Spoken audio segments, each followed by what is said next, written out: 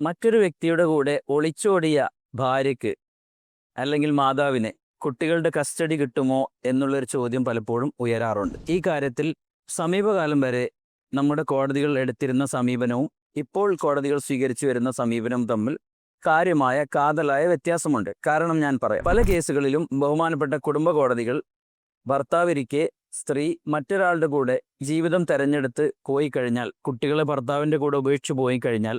ആ കുട്ടികളുടെ കസ്റ്റഡി എക്കാലത്തും ഭർത്താവിന് തന്നെ നൽകിക്കൊണ്ടുള്ള വിധിന്യായങ്ങൾ പുറപ്പെടുവിച്ചിട്ടുണ്ട്. പക്ഷേ അടുത്ത കാലത്തായി ബഹുമാനപ്പെട്ട കേരള ഹൈക്കോടതിയും അതുപോലെ തന്നെ ഇന്ത്യയിലുള്ള പല കോടതികളും ഈ കാര്യത്തിൽ കുറച്ചുകൂടെ കോഷ്യസ് ആയിട്ടുള്ള അപ്രോച്ചാണ് എടുക്കുന്നത്. നിരന്തരമായ ഗാർഹിക പീഡനം നേരിടുന്ന സ്ത്രീകൾ, പ്രത്യേകിച്ചും ജീവിതം അത്യന്തം ദുർഘടവും ബുദ്ധിമുട്ടും വരുന്ന സാഹചര്യങ്ങളിലൂടെ കടന്നു പോകുമ്പോൾ അത്തരം സ്ത്രീകൾ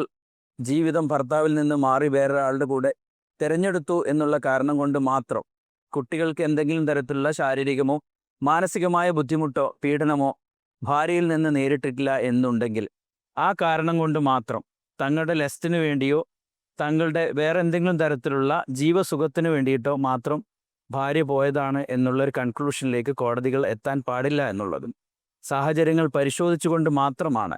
അത്തരമൊരു സാഹചര്യത്തിലേക്ക് അവർ ഡ്രൈവ് അവേ ചെയ്യപ്പെടുകയാണോ എന്നുള്ളത് കൂടെ പരിശോധിച്ചിട്ട് മാത്രം ആ കാര്യത്തിൽ തീരുമാനമെടുക്കണം എന്ന് പറഞ്ഞുകൊണ്ട് ഭർത്താവിൽ നിന്ന് കുട്ടിയെ തിരികെ ഭാര്യയിലേക്ക് തന്നെ, അതായത് കുട്ടികളുടെ മാതാവിലേക്ക് തന്നെ കസ്റ്റഡി കൈമാറിക്കൊണ്ട് ഉത്തരവായിട്ടുള്ളത് അടുത്ത കാലത്ത് നമുക്ക്